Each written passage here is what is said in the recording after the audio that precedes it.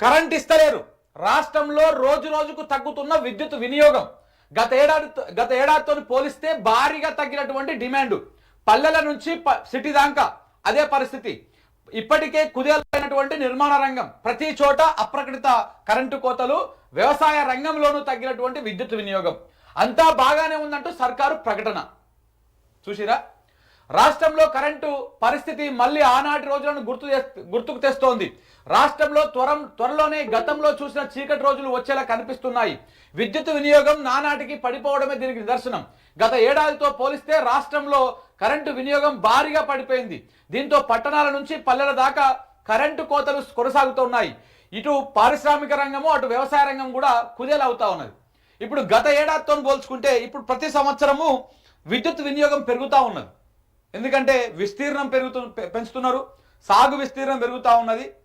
ఎందుకంటే నీళ్లు రావడము, లేకపోతే ఇవన్నీ రావడంతో రైతాంగము కేసీఆర్ ఉన్నటువంటి 10 సంవత్సరాలలో సాగు విస్తీర్ణం విపరీతంగా పెరిగింది.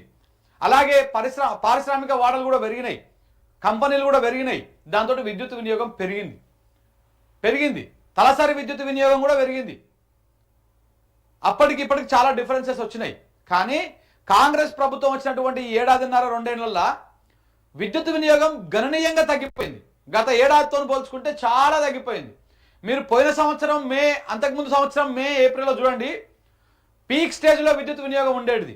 రికార్డు బద్దలు కొట్టేది, గ్రిడ్ పడిపోతుంది అనేటువంటి భయం కూడా ఉండేది. కానీ ఇప్పుడు తగ్గిపోయింది.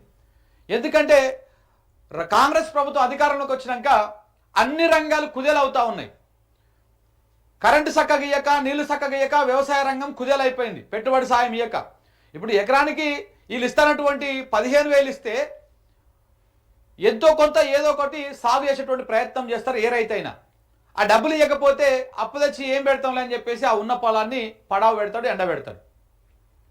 సో ఈ లెక్క ప్రకారం చూసుకుంటే వ్యవసాయం కూడా అంటే ప్రభుత్వము కావాలని కట్ చేసిందా రైతు బంధుని, రైతు భరోసాని, ఈ కరెంట్ ఇచ్చేదాన్ని, నీళ్ళు ఇచ్చేదాన్ని, దానివల్లనే తగ్గిపోయిందా అంటే నిజమనే అనిపిస్తుంది చూస్తుంటే కూడా. ఎందుకంటే నీళ్ళు ఇచ్చినామనుకో అందరూ పంటలు వేస్తారు. అందరూ పంటలు వేస్తే దానికి కరెంట్ ఇవ్వాల్సి వస్తుంది, మళ్ళీ ఎరువులు ఇవ్వాల్సి వస్తుంది, మళ్ళీ పండించిన పంటను కొనాల్సి వస్తుంది, కొన్నాక దానికి బోనస్ ఇవ్వాల్సి వస్తుంది. ఇగో ఇన్ని ఉంటాయి కథ. అదే నువ్వు చక్కగా నీళ్ళు ఇవ్వలేదనుకో, ఈ కరెంట్ ఇవ్వాల్సిన అవసరం లేదు, ఈ పంటలు వండవు, రైతులు పోయి అక్కడ వ్యవసాయం చేయరు, కాబట్టి తగ్గిపోతుంది. మనకు కూడా ఏ లొల్లి పంచాయతీ ఉండదు, రైతుల ధర్నాలు, రాస్తారోకోలు ఇవన్నీ మనకు ఉండవు. కాబట్టి చాలా ప్లానెడ్గా నీళ్లు మనకు అందుబాటులో ఉన్నా, అందుకే కాళేశ్వరం కింద ఆ మేడిగడ్డ నుంచి నీళ్ళు వెళ్ళిపోయినా, అన్నాల నుంచి నీళ్ళు వెళ్ళిపోయినా, మొత్తం నీళ్ళు వెళ్ళిపోయినా, ఒక్క సుక్క నీళ్ళు ఎత్తిపోయకుండా, ఎక్కడ కూడా రైతాంగానికి నీళ్ళు ఇవ్వకుండా, ఇంకో ఇట్లా నీళ్ళు ఇవ్వకపోతే ఇవన్నీ సమస్య ఉండదని చెప్పేసి నీళ్ళు ఆడ బంద్ పెట్టారు. నీళ్లు బంద్ పెట్టి కరెంటు తగ్గించారు. కరెంటు తగ్గించి ఎరువులు ఇట్లా అన్ని ప్రతిదీ తగ్గించుకుంటూ వచ్చారు. ఫైనల్గా ఏమైంది? వినియోగం ఎందుకు తగ్గిపోతుంది? అప్పుడు వ్యవసాయ రంగానికి బరాబర్ తగ్గిపోతుంది. ఇప్పుడు పొలం బారితేనే కదా మోటార్ పెడతాడు, మోటార్ పెడితేనే కదా కరెంటు ఉపయోగం అవుతుంది. సో పొలమే లేదు, ఆ పంటనే లేదు అన్నప్పుడు ఇంకా కరెంట్ ఎందుకు ఉపయోగపడుతుంది? కాబట్టి కరెంటు తగ్గిపోతుంది. ఈ రకంగా చాలా తెలివిగా రేవంత్ రెడ్డి గారి సర్కారు ఈ రకమైనటువంటి చిల్లర ప్రయత్నాలు చేస్తూ ఉన్నది. ఇది అయిపోయిందా ముచ్చట? ఇట్లా వ్యవసాయ రంగాన్ని ఈ రకాలుగా కుదేలు చేసారు. రైతు భరోసా, రైతు బంధు ఏవి ఇవ్వకుండా, పెట్టుబడి సాయం ఇవ్వకుండా ఇట్లా కుదేలు చేశారు. ఇక పారిశ్రామిక రంగము, రియల్ ఎస్టేట్ రంగము, ఈ రంగాన్ని చూద్దాం ఒకసారి. ఇప్పుడు ఈ హైడ్రా వచ్చిన కా నుంచి ఎక్కడన్నా రియల్ ఎస్టేట్లో ఈ ప్లాట్ అమ్ముడు, ఈ ప్లాట్ కొనుడు ఉందా? ఏమన్నా ఉందా? కనపడుతుందా? లేదు. మొత్తము జీరోకి పడిపోయింది, మైనస్కి పడిపోయింది.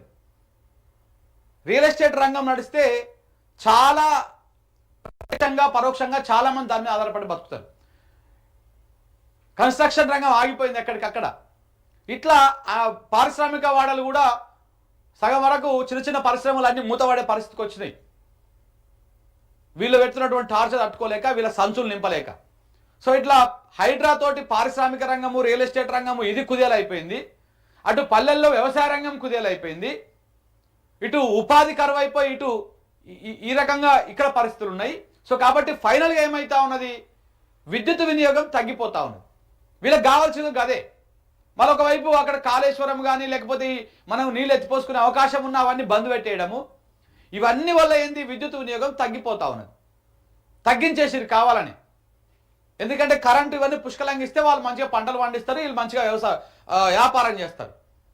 ఇవన్నీ చేస్తే మళ్ళీ మనకే ఇబ్బంది అవుతుందని చెప్పేసి ఇట్లా తగ్గించేసుకుంటా వచ్చి ఇవాళ విద్యుత్ వినియోగం తగ్గిపోయిందంటే ఎందుకు తగ్గిపోదు, బరాబర్ తగ్గిపోతుంది. నాకు తెలిసి 10 సంవత్సరాల కాలంలో ఇదే మొదటిసారి కావచ్చు ఇట్లా విద్యుత్ వినియోగం తగ్గడం.